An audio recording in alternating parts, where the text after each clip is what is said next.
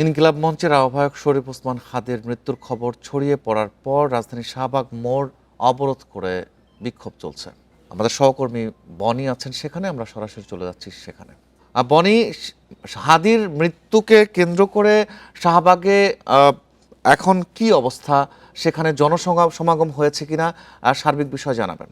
রিফাত, গতকাল রাত 9:30টার সময় যখন খবর আসে ইনকিলাব মঞ্চের মুখপাত্র এবং ঢাকা ৮ আসন থেকে স্বতন্ত্র প্রার্থী নির্বাচন করতে চেয়েছিলেন যিনি ওসমান হাদি, তার মৃত্যুর খবর আসে, তারপর থেকে কিন্তু আমরা দেখতে পারি যে রাজধানীর শাহবাগ সহ দেশের এবং রাজধানীর বিভিন্ন জায়গায় বিক্ষুব্ধ জনতা অবরোধ করে এবং তারা বেশ কিছু জায়গায় হামলাও চালায়। তারই প্রেক্ষিতে আমরা দেখতে পাচ্ছি সারা রাত ধরেই এই যে শাহবাগ এলাকা পুরোটাই কিন্তু বিক্ষুব্ধ জনতা আসলে অবরোধ করে রেখেছে এবং এখন কিন্তু সেটারও ব্যতিক্রম নেই।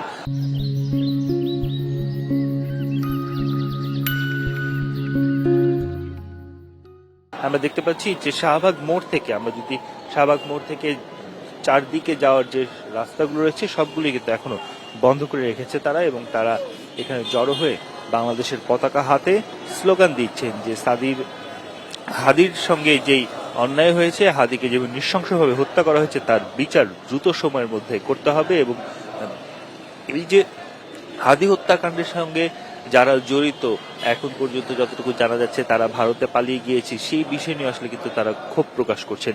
বিক্ষুব্ধ জনতা বলছেন যে কোনোভাবেই হোক হাদির এই যে এই হত্যাকাণ্ডের সঙ্গে যারা জড়িত তাদের দৃষ্টান্তমূলক বিচার নিশ্চিত করতে হবে। আমি যদি আপনাকে একটু জানাতে চাই, আমরা এখন পর্যন্ত দেখতে পাচ্ছি যে শাহবাগ এবং এর আশপাশের যে এলাকা, বিশেষ করে আমরা যদি বলি প্রধান উপদেষ্টার বাসভবন, পাশাপাশি হোটেল ইন্টারকন্টিনেন্টাল, এই জায়গাগুলোতে আমরা দেখতে পাচ্ছি বিপুল সংখ্যক পুলিশ কিন্তু মোতায়েন করা হয়েছে, এবং তারা পুরো যে এই পরিস্থিতি যেন কোনোভাবেই নিয়ন্ত্রণের বাইরে চলে না যায় বা কোনো ধরনের অপ্রীতিকর ঘটনা না ঘটে সেটি নিয়ন্ত্রণে তারা কাজ চালিয়ে যাচ্ছেন। আমরা একটু যদি জানিয়ে রাখতে চাই, আজকে সন্ধ্যা 6:05 নাগাদ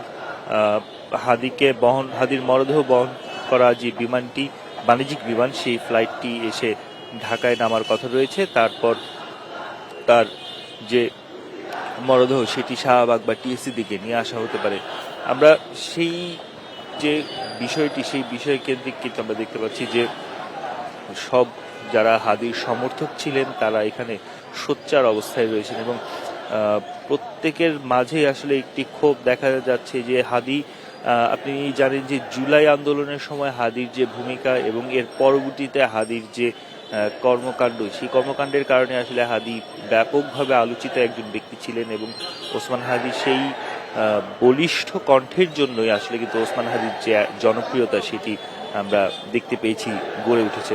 এবং এমন একটি সময়ে যখন কিনা নির্বাচনের তফসিল ঘোষণা করা হলো, ঠিক তার পরের দিনই হাদির উপর এই হত্যাকাণ্ড বা এই যে সেই হামলাটি হয়। তারপর তিনি প্রায় 7 দিন পর মৃত্যুবরণ করেন। এই পুরো বিষয় নিয়ে আসলে সাধারণ মানুষ বা যারা এখানে অবস্থান করছেন, বিক্ষুব্ধ জনতা, তাদের ক্ষোভের বহিঃপ্রকাশ কিন্তু আসলে আমরা দেখতে পাচ্ছি। এবং গত রাত প্রায় 11টা। জানাবেন একটু, বিক্ষুব্ধকারীরা কি আজকে কোনো নতুন কোনো কর্মসূচি দিয়েছে কিনা?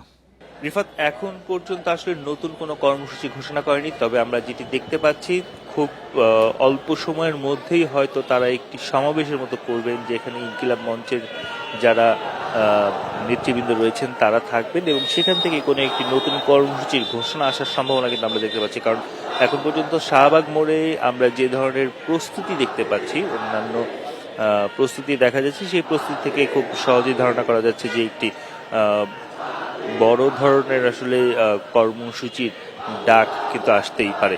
এবং সেই জায়গা থেকে কিন্তু আমরা এখন পর্যন্ত দেখতে পাচ্ছি যে ওসমান হাদির যারা সমর্থকরা রয়েছেন তারা এখানে এসেছেন, এবং শুধুমাত্র যে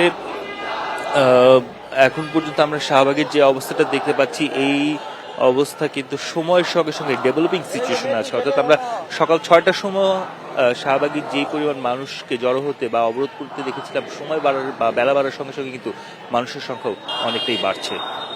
শাহবাগ মোড় থেকে জানাচ্ছিলেন সহকর্মী বনি।